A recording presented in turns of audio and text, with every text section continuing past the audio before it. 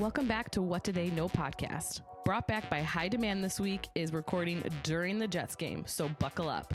They'll also go over the headlines, including the season-ending injury to Malik Nabers and the OT thriller in the Dallas game. But hey, what do they know? What do they know? Well, we are about to find out. Welcome back, ladies and gentlemen, to the What Do They Know podcast. Week 4? Are we in week 4? Week 4. Week 4 edition. Wrapping up week 4. Nick and Jeff back with you as always. We are recording moments away from the Jets kickoff against the Dolphins, so bear with me.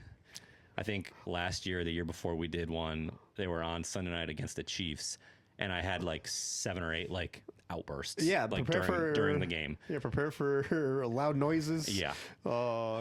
Jeff, can collect your thoughts because there's a fair chance I'm going to interrupt them if I see something that I either like or dislike. So yeah, that's what we got going on right now. The Saints put up a good fight this week. Yeah, I mean, that's all I could ask for. It's kind of sad that it's gotten to that point that we're proud of them for putting up a fight. Give them a feather on the cap. Exactly. I mean, against probably the number one team in a lot of people's power rankings, or number one team in the league right now, the Buffalo Bills. They hung tough. Nothing to be ashamed about. Obviously playing on the road, a little bit of a daunting challenge for a team that's not in. If you ask their GM, not in a rebuild year, but it's a rebuild year. Come on. If you ask their GM. Who's the GM? Mickey Loomis. What an idiot. That's why. Mickey, you're rebuilding, buddy. Mickey, you're rebuilding. Sell. But yeah, it's rough. I mean, it's been a long 4 weeks. That's why I already know it's week 4. It's been a rough week for you. D-backs couldn't pull it out. Nope. Saints lost Jersey. Again. They got eliminated like 2 days later. Yeah.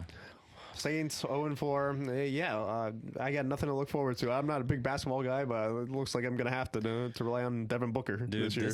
This is my favorite time of year, hands down. Like these next 2 or 3 weeks, especially as a Yankee fan, because selfishly I'm blessed to have them in the playoffs pretty much every year. Yeah, lucky you. Like this week, for example, I get Jets Monday Night Football, and then Tuesday, Wednesday, Thursday I get Yankee playoff games. Wow. So I may or may not be married after this week with all the sports on I'm going to be watching. So there's that. But This is the best time of year if your teams are even remotely good. We had the Ryder Cup this weekend, which was, I don't know if you watch, you're not really a golf guy. Not really. The Ryder Cup Sunday was amazing. I really thought the U.S. was going to it would have been the biggest, most historic comeback in Ryder Cup history. And they were 3 matches away from actually pulling it off. And then, Europe needed literally like a half a point. It needed nothing because they were up by so much after the first 2 days. But it was phenomenal. So speaking of almost being divorced, Sunday, we watched the Bills-Saints game, all day, early game, next door at my brother-in-law's. And then we come home. I put up the 4 late games, split screen. Okay. And then I'm watching the Ryder Cup on my phone. Oh. Wow. I don't even know what my family was doing. Yeah, I think the kids were watching the iPad, watching their iPad, and watching some Disney Channel or something, and Christy was just chilling. But for me, that's what you think. Yeah, I don't know. She probably was just staring at me, like plotting my demise. Like this dude is too much sports. No, but she loves it. She's a trooper. But this weekend was awesome. This week is going to be awesome. October baseball starts. There's nothing better. But let's get into week 4. We had a lot of good headlines. The Jets are just about to kick off. So, again, stay tuned for that. I'll let you kick it off this week. Okay, perfect. So my top story is Malik Nabers, Jackson Dart, and the whole Giants football team. Malik Nabers mainly because he's on my fantasy football team for 2 leagues, and that's down the drain for me at this point. I mean, he finished the game 2 for 20, 2 catches for 20 yards. But I mean, for me, my biggest thing is how does this impact Jackson Dart's progress as a quarterback? Obviously, losing your number 1 wide receiver is a big blow for a young quarterback. So it's gonna be maybe it'll make him better because not having that true receiver allows you to go through your progressions a little bit better, maybe see the field a little bit broader than maybe just singling out one single player. But I mean, it's a tall task for Jackson Dart. to do what he did against the Chargers, a defense that we highly praise. They finished number one in scoring defense last year. To ball out and score 21 points against that defense and get the win. Nothing but high praise for Jackson Dart, to be honest. Him and Cam Scadaboo just are taking forks up, just taking the Giants to lengths that I feel like they haven't had in a few years.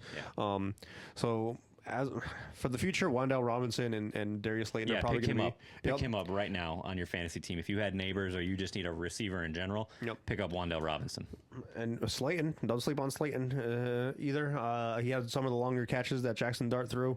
So those are the two big guys. I think Theo Johnson got the one touchdown pass that Jackson Dart threw, but it's definitely going to be a work in progress for the Giants. But I feel like Brian Daboll bought himself another week or another 2 weeks with this decision to put in Jackson Dart. Yeah, he definitely did, and it's such a bittersweet game, right? Because as a Giants fan, I'd imagine that you're over the moon ecstatic about the win and how Dart looked. Right. But at the same time, it's like, man, you just lost your best player. Yeah, it's your best player, period. Period. Yeah, offense or defense. Right.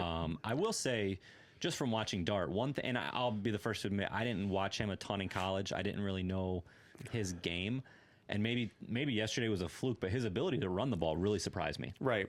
Yeah, no, I feel like that's kind of like the DNA for a lot of these quarterbacks that are coming out of college these days is to kind of allow them to read through the progressions and not make that tight pass that maybe a lot of quarterbacks in the past would do. I feel like coaches are embracing the fact that these quarterbacks are a lot more mobile and aren't afraid to maybe take a hit here and there. And are able to take the hit here and there and get a first down with their legs. I mean, I see it with Spencer Rattler. He's a second-year quarterback. He likes using his legs when a throw is probably not there. I was very impressed with him, by the way, yesterday. His throwing ability. I even, Justin and I were talking about it. He's not the reason, like, he didn't lose the game. Yeah. He doesn't make plays to lose the game. I actually was very impressed. Right. Yeah. I think he just needs talent. Yeah. I think he needs talent around him. Just going a little side tangent, but I think Kamara is washed. Oh man. Yeah. He's getting up there in age. Condre Miller. Yeah. Yeah. We'll round back to him maybe later in the show, but yeah. I mean, defensively, also for the Giants, Abdul Carter, he had 8 pressures against Justin Herbert. Didn't get any sacks, but I mean, 8 pressures that's quite a bit against Justin Herbert. As a defense as a whole, they pressured him in 45% of his dropbacks, and caused him to go 5 for 18 in those passes. That's recipe for success right there for the Giants. That's the way you get a quarterback off his game. An offense that's been kind of rolling in the past with Quinton Johnston and Keenan Allen. To have done what they did yesterday against an undefeated Chargers team, I found it impressive. Yeah, definitely. The one thing, I'll just caution everybody, because there's nothing scientific to it, but it seems like you can put money on it almost every time that when a team's coach gets fired or they make a big change, like where they replace their quarterback, there's always improved performance the next week. Right. Always. Like, go back and watch the last couple games of coaches that have gotten fired and how their teams look. Same thing with starting a new quarterback. So let's see how they look next week before we start, awarding Jackson Dart the rookie of the year and the next franchise quarterback. Right. I'm excited for them. Giants fans need it. They deserve it. Yeah. But he only passed for 111 yards. Right. So it's nothing to like really, write home about or anything. But I mean, he showed a lot of leadership. I feel like a lot of charisma and a lot of swag. A lot of poise. Yeah. Yeah. For sure. Then my second top story is the Seahawks. Okay. I feel like they're going a lot under the radar. 100%. I mean, Sam Darnold is starting to look like the real deal. I feel like he's definitely turned his career around, starting with last year in Minnesota. I mean, he went 18 for 26, 242 yards on a TD. That's, 18 completions, 242 yards. That's pretty impressive. Kenneth Walker, 19 carries for 81 yards, and Jacques Charbonnet, another 12 carries for 39 yards on a TD. I mean, this is a running team first and foremost, and a defensive team before Sam Darnold. But Sam Darnold has proven that he can win a game for you. He can go out there and deliver the high leverage throw, and especially when you have a receiver like Njigba, anything is possible for that team right now. They are definitely flying high on my radar right now. Yeah, it was a good win, impressive win on Thursday to be able to, especially to hold off the rally that the Cardinals had. Kenneth Walker definitely looks like himself again. Yeah. He kind of jumped onto the screen 2 years ago and then had an off year last year, was injured most of the year, or at least some of it. But he looks explosive again.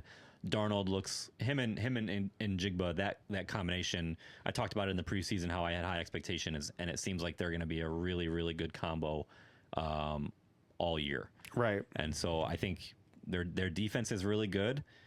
And who knows, man? The Seahawks, Mike McDonald just kind of looks like he's in control of what's going on the sideline. Yeah. So we'll see how far they're able to go. But yeah, two INTs, 6 sacks. That's pretty good numbers for a defense. I mean, Trey Benson couldn't get anything going on the running offense there for Arizona. So Seahawks, to me, I feel like they're a sleeping giant right now. And I mean, there's 3 teams that are 3-1 in that division in the NFC West: the Rams, 49ers, and the Seahawks. I mean, we said at the beginning of the season that it could be the best division in football, or one of them. Yeah. And it's shaping up to potentially be that. Yeah. Now, I'm impressed. Yeah, agreed. All right, so kicking it off for me, Detroit is just fine.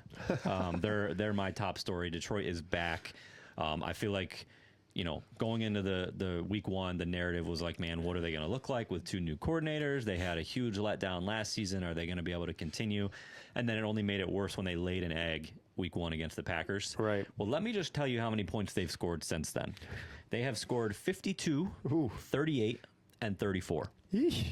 So their offense is on fire. Yeah. And a big part of that is St. Brown. Yeah. He has in the last 3 games, he has 6 TDs and over 250 receiving yards. From a fantasy perspective, that equals 39.2, 20.7, and 26 points. So the dude is just all over from a fantasy football perspective. I must have. You're right. Yeah, you're right. Our NFC North. And I listened to you because I went out and drafted him in 2 leagues. Yep. So thanks, buddy. Yeah, you're welcome. But I think Detroit is just fine. I think Jared Goff is fine, and the 3-headed monster, really, if you will, for me is Montgomery, Gibbs, and St. Brown. Oh yeah. The combination of the 3 of them is just lethal. Yeah. And I feel like the last 3 weeks they've really, and say what you want about Cleveland, they have a dang good defense. For them to put up 34 on them this week was very, very impressive. Yeah, Cleveland, I feel like had the number 1 defense coming into this game. I mean, look what they did to Green Bay last week. Yeah. I feel like the Lions definitely saw the tape of the Green Bay game and we're like, yeah, that's not going to happen to us. There's no way. And kudos to the Lions for not, buying the Kool-Aid like the kind of how Green Bay did, and really stomping and asserting their dominance over Cleveland. I mean, you named the 3-headed monster there in St. Brown, Gibbs, and Montgomery, but they also have Jameson Williams, big old deep threat, and then Sam Laporta, their tight end. I feel like the weapons never stop with Detroit, and one thing about Detroit is they use everyone in such special ways, ways that you don't see coming on any play. I mean, to me, it's no wonder that Dan Campbell goes for it on 4th down every single time. Why wouldn't you? And when you have that much talent, yeah. And they still haven't apparently lost their creativity. Granted, this was a play 2 games ago against the Ravens, but they did a sweep to St. Brown, who then lateraled it as he was cutting in to Gibbs, who ended up scoring a touchdown. Right. So, I mean, that was what's-his-face, who's now coaching for the Bears. Ben Johnson. Ben Johnson, thank you. Yep. But it seems like they haven't lost a step on the offensive play calling creativity part, and their defense looks just as good, if not better, in the first few games. What they were able to do with... Green Bay really didn't light them up. Yeah. Baltimore sure didn't light them up. And then this week, with Cleveland. So yeah. I think Detroit is in a really good spot, and I think it's time for everybody to just kind of exhale, at least if you're a Detroit fan, right? And think that, you're going to be just fine. Right. I'm starting to think Dan Campbell just tells his offensive coordinator, just do crazy stuff. Do the thing. Yeah. Whoosh, whoosh, whoosh. Just just score. Just score. Yep. Maybe he's the mad genius. Obviously he doesn't create the plays, but maybe he's like the architect and the coordinators of the engineers, and they just basically design the whole thing. Yeah, it's very impressive. Yeah. They're a well-oiled machine. So Absolutely. my second story is something that actually happened last night. I'm a little salty about. Oh, no. We shouldn't be ending in ties in the NFL. Okay? So it's just ridiculous. Like, and I say I'm salty because I stayed up till close to 1 a.m. last night watching that game, the Cowboys and the Packers, for it to end in a tie is just ridiculous. Now, all kidding aside, the tie part of it, I'm not as upset with. Like, I know we've had ties in the NFL for forever, as long as I can remember. But Yeah. the part that I think is worth discussion, so they just changed the overtime rules this season to where now both teams are guaranteed a possession. Okay. Previously, it was, you can both have a possession unless the first team scores a touchdown or the defense gets a safety. Right. Then the game's over. Right. Well, they changed it this year to where now, even if the team that receives the ball goes down and scores a touchdown, the other team still is guaranteed the ball, which I think is great. However, if we're going to do that, I think we need to make it a full quarter and not 10 minutes. Okay. Because to me, I don't think that the second team, in this case it was the Packers, should have to worry about the clock with their only possession. Like, I don't think that that's right. I don't think that, boo-hoo, not fair, whatever you want to call it. But like, I wholeheartedly believe that if they weren't in a 2-minute drill and they weren't rushing and they had no timeouts, they would have gone and scored a touchdown. I hope, because Dallas couldn't stop a nosebleed last night. Right. And so I just think, like, and now everyone says the play is to kick first and get the ball second, but is it really? Because then you're also fighting the clock. Right. And so to me, if we're going to do this, which I think we should, we got to go back to a 15-minute quarter, because if you remember when we were kids, it used to be 15 minutes. Yeah. Honestly, I'm probably in the minority on this. And I thought this ever since I first came across the tie, that I realized the tie was a thing in football. And honestly, I think college football has it right. 100%. 100%. Agreed. Yep. There should be no clock, Yep. and it should just have to match points until somebody doesn't. Yep. I 100% agree. Yep. What do they start? Like at the 20, 25 or something? Like inside your opponent's 20 or 25, whatever it is.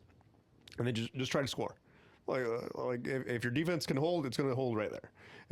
To me, I think college football has it right. Out of everyone that I've ever heard, like on ESPN or whatever, I've never heard it, preached or suggested, and I don't know why. I always found it odd, because I feel like it's the perfect format. I'm with you. Implement it. I'm with you 100%. That's where I'm at.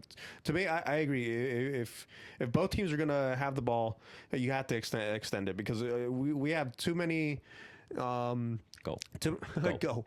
We have too many times where a team does like a 7-8 minute drive. Yeah. And then especially at the end of the game where defenses are just gassed and just tired. I mean, how much can you really expect if you're the second team receiving?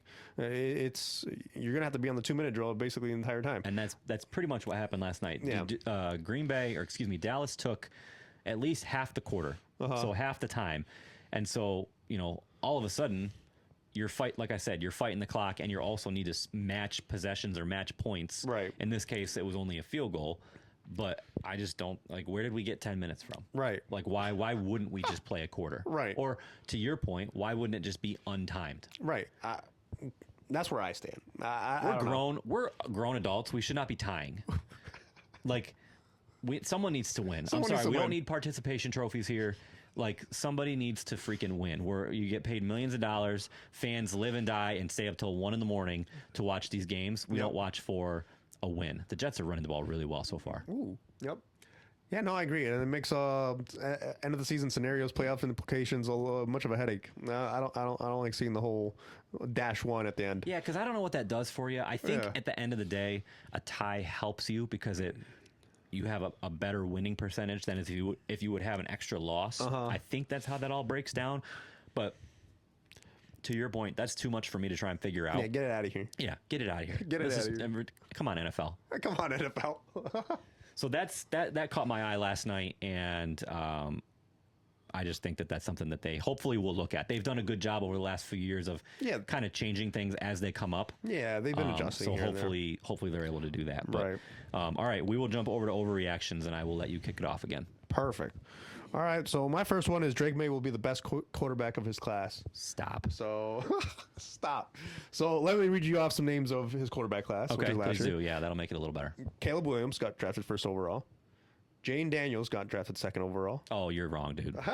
Well, I don't know. Jane Daniels, shades of RG3, anyone? They're in Well, Washington. that's a fair comment so far. Drake got drafted third overall. Michael Penix Jr. got drafted 8th overall. And then Bo Nix got drafted 12th overall. Okay. So, Golly, I kind of forgot there were that many quarterbacks. Yeah, basically in that first round, who have kind of made a homestead in the NFL right now. And they're all starting QBs. But I feel like Drake May, I feel like he's just quietly soldiering on over there in New England. I mean, he finished 14 for 17 for 203 yards. 200 plus yards on 14 completions is pretty good. 2 TDs. He rushed for 3 times for 11 yards on a TD. I feel like as long as New England keeps building around him appropriately, like they have, I feel like this year, I think Drake May might be the most successful quarterback of his class. So I think that's an overreaction. Okay. I could see how you could make go Justin. Go Justin. Oh. Go Justin. Oh, that's a foul, right? Well, Nice little scramble there, Justin Fields. Yeah. We don't need a knee to the head, Mr. Concussion. yeah, I think he slid under it. I think he's good. Justin and I, my brother-in-law, were talking about it yesterday because the Bills actually play New England next week, Sunday Night Football. So that'll be a really good test. Yep. I still think they need to get a few more weapons around Drake May. Yeah. But it's hard for me right now, injury aside, to say that Jaden Daniels is going to fall off that significantly. Right. I'm not sold on Caleb Williams. Yeah. I do think Michael Penix is going to be very good. Okay. I really do. I think Bo Nix is going to be good. I'm not on that hype train yet. Right. I think he's going to be good, but I still think that out of all those guys, Drake May is maybe three or four. Okay. Personally. Okay. Yeah, there's a lot of really good quarterbacks that are serviceable quarterbacks in this draft class. I mean, Penix, Nix, Jane Daniels have all had their moments. Put up some numbers. Obviously, Jane Daniels won Offensive Rookie of the Year last year, so it's not going to be an easy QB class to really judge until like 5 years from now. But Drake May, I feel like, is just steadily improving. I've not seen like any really, any red flags so far that I've seen like maybe from some of these other quarterbacks. But, Yeah. Yep. All right. And then my second overreaction is the Vikings should have re-signed Sam Darnold. I feel like with Sam Darnold, there's a good chance they would have won that game in Dublin yesterday. That is not an overreaction. Okay. At all. Go proceed. Well, obviously we talked about Sam Darnold earlier today, 18 for 26. To me, Sam Darnold had, I feel like, a connection with Kevin O'Connell there in Minnesota, and I felt like they created something really special there in Minnesota. Obviously, I was a big J.J. McCarthy guy simply because of the contract and the money, and how are you going to divvy up, how do you create a football team outside of your quarterback when you're paying the quarterback an insane amount of money? So, I mean, Sam Darnold obviously signed with Seattle, and it's looking to pay dividends for Seattle For sure. So I mean, it's just really, it must be heartbreaking for Minnesota Vikings fans to see Sam Darnold succeed elsewhere and realize like if we would have re-signed him, we could probably be 3-1 or perhaps even 4-0. So I read so to your point, yes, 100% agree about Sam Darnold, but I saw an interesting little tidbit, or it was a tweet really, that I feel like nobody is really talking about. I think Schefter put it out last week or the week before. And basically the gist of it was that, really guys, delay a game. Having a great drive, and they do that. Awesome. Basically the gist of the article was that the Vikings secretly felt really confident that Daniel Jones was going to resign. Daniel Jones. So if you remember, he got cut by the Giants, signed to Minnesota, didn't ever play, right? Just kind of sat there and observed. Right. And somebody somewhere, a source told Schefter that Kevin O'Connell and the Vikings front office really felt like they had the inside track to Daniel Jones. And then he ended up taking, I want to say, less money to go to Indy, where he felt like it was a sure thing to start, or at least a better option to start. Right. That's so interesting. Yeah. Yeah, because he only signed a 1-year deal there in Correct. Indy. So if that is true, that makes you question, like, how do they really have confidence in JJ McCarthy? Right. Yeah. Yeah. That's the first time I'm hearing about that. So that's, I mean, if you're JJ McCarthy, how do you feel about that? You'd probably want two quarterbacks over me, and Right. two quarterbacks that failed at their initial destinations, in Sam Darnold with the Jets and Daniel Jones with the Giants. I mean, it must be brutal for McCarthy, to be honest. That's rough. Yeah. Ugh. Yeah. Ugh. So to your point, it seems like they wanted either Darnold or Daniel Jones over McCarthy. Yeah, that's rough. And so far, you kind of see why. Yeah. Yeah. Honestly, if McCarthy plays the way he has been so far, and if that's the feeling, I can almost see them replacing McCarthy next year, if that's the case. And that's rough to say, because he was injured all last year, and then he's first year starter this year. It's not giving him the opportunity to really, own the team that a franchise quarterback needs to have the opportunity to have. Correct, dude. It's probably a good thing that we had to pause. Freaking Jets, man! I swear to God, an amazing drive, and they fumble at the 1. Who fumbled? Freaking Braylon Allen. Bench him. Actually, maybe he is the next Derrick Henry with all his fumbles. Amazing there drive. They ran the ball down their throat, and he fumbles at the 1. That's Aaron Glenn keeps saying they're not the same old Jets. That's the same old Jets. That's that BS that we're used to seeing. Right. Unbelievable. Where were we? You tell me. I don't know. Did We were talking about. Did we do both your overreactions? Yeah, we did both mine. All right. It's your turn. So, oh God, I'm freaking annoyed. The Ravens need to fire their D coordinator. Zach Orr. He has been atrocious. Yeah. And if you look at the points they've given up so far this year, 41 to the Bills, 17 to the Browns. Okay, congrats.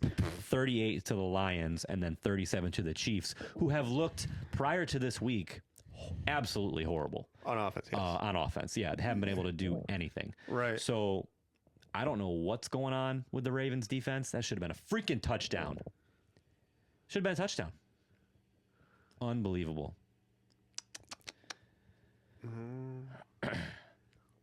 Go down next time. Yeah, Aaron Glenn's coaching them up. Oh. Hey, we love you, but you suck. Pack your bags. So I think that their defensive coordinator, you can make an argument that he needs to be fired now. Right. Like no ifs, ands, or buts. He needs to go, because whatever they're doing is not working. Right. Yeah, no, I mean, this is a team that had Super Bowl aspirations coming into this year. They're 1-3, dude. They're 1-3. 1-3. That's going into this year. I mean, I get it. You have a hard schedule. You're in a tough division, AFC North. You won your division last year, and you're facing the number one teams on the other conference. Man, there's just not much of an excuse for it with Lamar Jackson. Obviously, let the Buffalo Bills game win kind of slip out of your hands there week 1, and I feel like that's kind of just set the tone for their season so far. Just letting everything go and not being able to live up to the moment. It's just been rough for Baltimore, I feel like. Honestly, right now it feels like if you talk about the contenders in the AFC, you're leaving Baltimore out. Correct. And we haven't even talked about the fact that Lamar apparently pulled his hammy yesterday. Yeah, he had like Band-Aid wrapped along with like some sort of towel underneath it, just to give it some support. Yeah. I mean, if he misses any sort of time, dude, they're in big trouble. That's all of a sudden you start thinking about next year. To be honest with you, if you sideline for multiple weeks, you're already at 1-3. You're already 1-3. Like you just said, you can't afford to lose many more games. Yeah, like I feel like 7 is probably the max amount you can allow to kind of give yourself a comfortable notion that you might still make the playoffs. 10-7 probably should still be able to get you in the playoffs, but you start talking about 9-8, all of a sudden you're asking for help from other teams. Correct. So yeah, I don't know. I agree. I think that needs to be the first step. Something needs to change in Baltimore. Absolutely. Agreed. All right, and now I have another rule complaint. The rule where if you fumble out of the end zone, the other team gets the ball, is the stupidest rule in all of football and potentially all of sports. Donnie Mitchell. Yes. Yeah. So I mean, everybody probably saw the play, right? He had a really long catch, broke some tackles, juked some guys, a phenomenal play. Poor guy held the ball out to celebrate at the 1 yard line, and the ball literally just slipped out of his hands. Yeah. And it went out the back of the end zone. Yep. Why does the other team get the ball? How does that make sense? There's no other rule where that happens. Right. It doesn't make any sense to me. Like, give them the ball, give them a 10-yard penalty. Or give them the ball where they, at the 1 where he fumbled or something. Like, I just don't understand how it makes sense that the other team gets the ball when there was no recovery. Right. Yeah, no, it is a rule that does irk me, but I feel like it's one of those rules where it also, there's no easy solution to it. I feel like say if the defense knocked the ball out of his hands at the 1 yard line, kind of like what happened, and then it got knocked out of the end zone. Should the defense get the ball at that point? I mean, they knocked it out, but sure. even so, to that example, like, if that were to happen on, let's just say, the 45, right? The defense forces a fumble, but it goes out of bounds with no recovery. The defense doesn't get the ball, right? So, like, where's the logic on that? I don't understand it. It seems like we have way too many smart people in the NFL for that stupid rule to still be a thing. I just don't get it. Yeah. It happened. It burned a team. I'm blanking on who it was 2 or 3 years ago in the playoffs. I think it might have been the Browns, actually, when Baker was still there. Okay. I don't know. I could be wrong on that. But one of their guys diving for the pylon fumbled right as he was diving, and it went out the end zone, and they lost the ball. Huge momentum shifting play in a playoff game. Right. Like, I don't get it. I feel like if certain things don't, change after a playoff implication where the whole country is watching, I feel like there isn't much else left to happen for the NFL to really look at it and reassess what to do with it. But I agree with you. I think that the offense should keep the ball. Where you spot it, though, I couldn't even tell you. Yeah, that part I'm open for conversation on. But, yeah. I mean, not for nothing. They lost by a touchdown. Yeah. So that literally... He had a rough game. He had a holding. He had a holding call on Jonathan Taylor's 53-yard TD. That's right. Yeah, that's right. He had a game to forget. Yeah, and he was.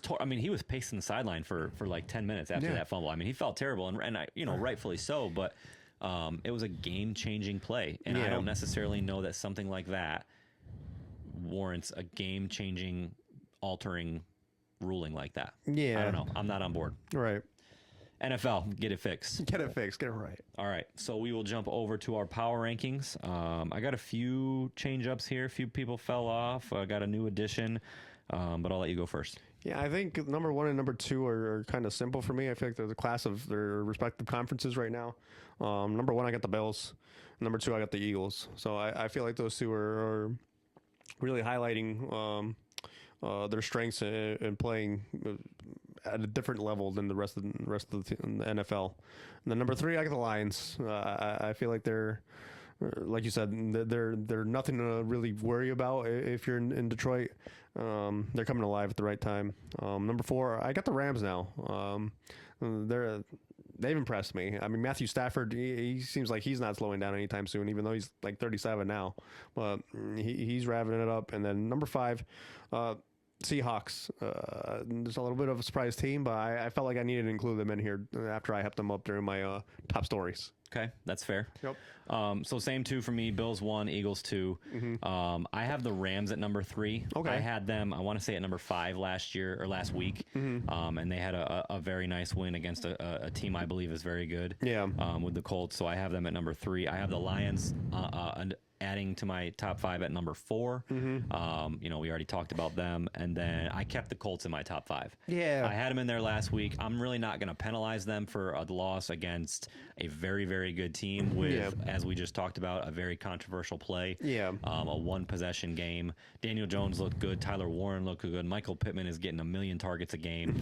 Jonathan Taylor's running the ball really well. Yeah. So I kept him in my top 5. Yeah, I wanted to. But, like I said, the Seahawks, I feel like I should stop sleeping on them. So I put them over the Colts for right now. The Dolphins fumble the ball. Tua kicks it all over the field. And there's not a jet within 5 yards. Like, They gained yards out of it. No. He drops it, then decides to kick. The running back kicked it, and there's literally not a jet around. Look at that. Where are you guys? Unbelievable. Perfect. All right. So for our fantasy part of the show, we actually did have a question this week, which I'm a little excited about. So I'll let you know what they said, and then I will let you give your 2 cents on it. So this person wants to know, it's a tight end. It's a tight end controversy question. Dilemma, huh? So they're currently rocking with Brock Bowers, who has been less than stellar, partly because of Geno Smith, right? Geno Smith leads the league in interceptions. And then he wants to know, should he stick with Brock Bowers or should he transition to Dallas Goedert, tight end for Philadelphia? I'll just be honest. I'll let you give your statistics and stuff on that, but I really don't love either option. It's I feel like Goddard's not the way to go. I feel like he's very touchdown dependent. I'll give you the stats right now. Goddard has only 12 catches over three games. He missed the KC game, week 2. He has 114 yards and 3 touchdowns. He had 2 of them yesterday against Tampa Bay.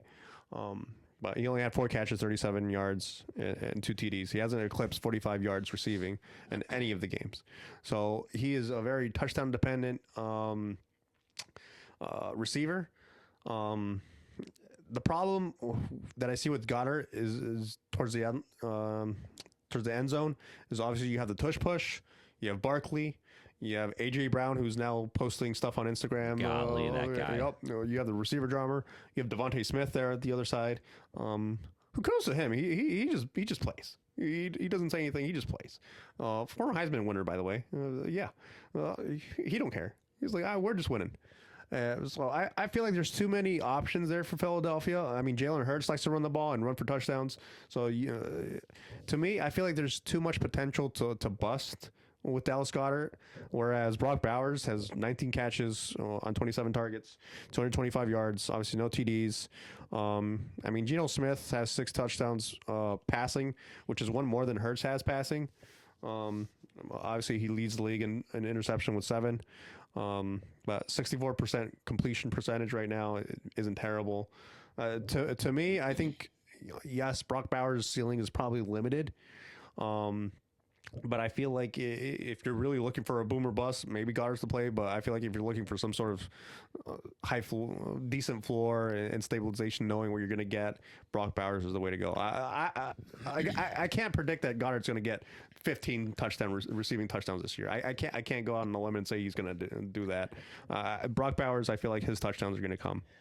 Yeah, I agree. I think Bowers is the play. If it's only those 2, you listed 1,000,001 people that could get the ball over him. Yeah. But here's the thing, and this is the same conversation that we're starting to get back to from last season, the last playoff run. The Eagles don't throw the ball. Yeah. 0 completions in the second half. He was 0 for 8 in the second half. Yeah. Him being Jalen Hurts. Yeah. 0 for 8. 0 for 8. And they won. Yeah. So kudos to them, first of all, but you're only throwing the ball 8 times. Yeah. So that's very limited opportunities for Goddard. Mm-hmm. And then you're only throwing the ball 8 times and you didn't complete anything. Like, to me, I would stay clear of Dallas Goedert. Yeah. I trade him away right now. Correct. And I would, depending on the league, I would look to pick somebody up. I know there's got to be a couple tight ends out there that you could at least stash away to see if they turn into anything. Yeah. Let's see. Oh, touchdown. Devon. Nope. Look at that. All right. Jets are just getting worked on defense right now. Speaking of defensive coordinators need to be fired, Steve Wilkes, bye. Oof. Gone. He's terrible. I don't know what happened to him because he used to be known for having a really good defense. And they're just getting worked right now on defense. So this is fun. I'm enjoying this. So there you go. Hopefully that's helpful. If it's up to us, stick with Bowers and maybe find somebody on the waiver wire that you can pick up. Right. All right. Speaking of just getting worked, let's just get rid of this segment. Dude, this is ridiculous. The good thing this show is called What Do They Know, and everybody knows that we don't take ourselves too seriously. Right. Because these picks are downright embarrassing. Nice play. Okay. Hold them to a field goal, maybe. Let it be known, we do have winning records in our, just pick them. Yeah, on the ESPN picks that we do, Yeah. where it's just straight picks winning, not against the spread or any of this BS that we decided to do this year. Thanks, Jeff. We're actually not that terrible. But last week, for example, I went 0 for 3. I went 0 for 3.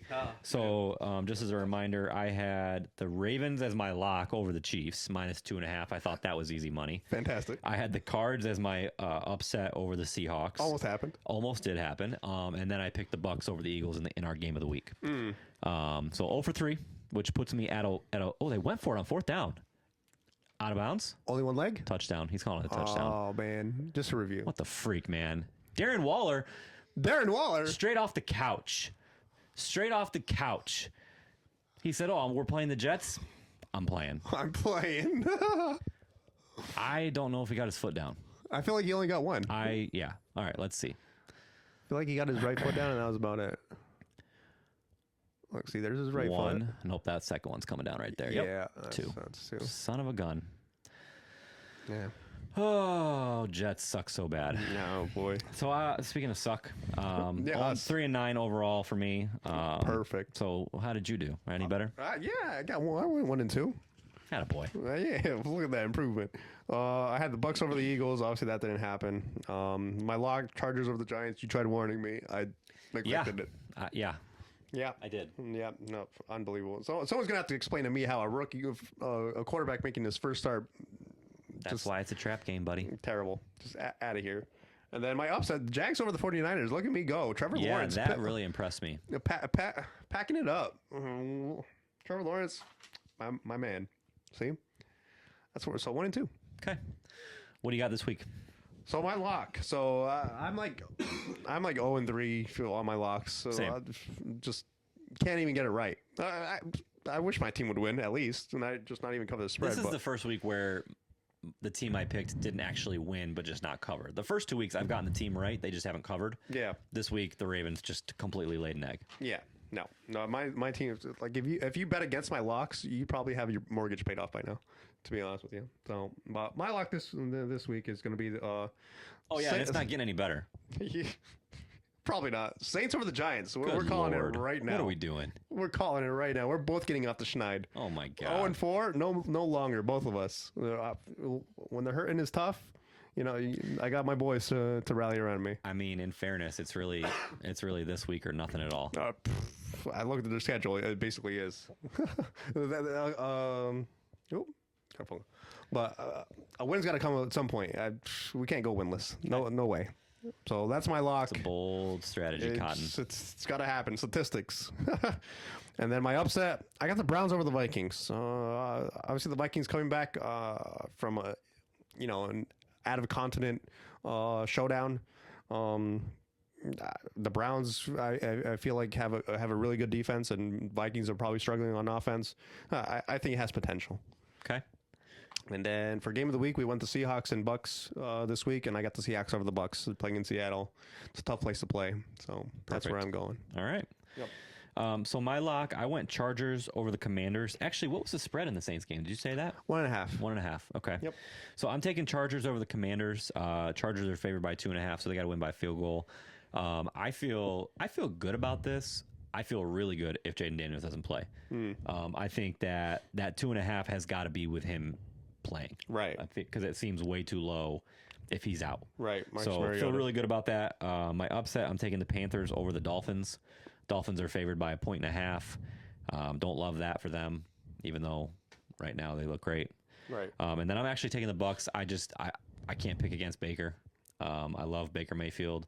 He almost came back and did it again this week against the Eagles. Almost.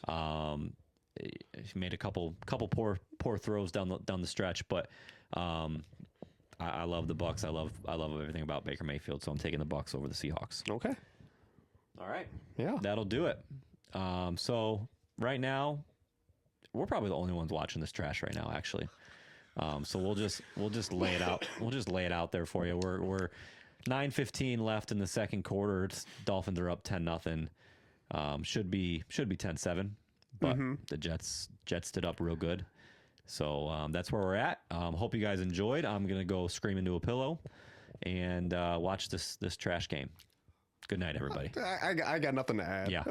Yeah, No, there's nothing else needed. yeah, we'll see you next week. Yeah. Maybe, probably. Goodbye. Goodbye. We want to hear from you. Stir up some conversation or controversy and reach out to us on our social media platforms to add to the weekly conversations.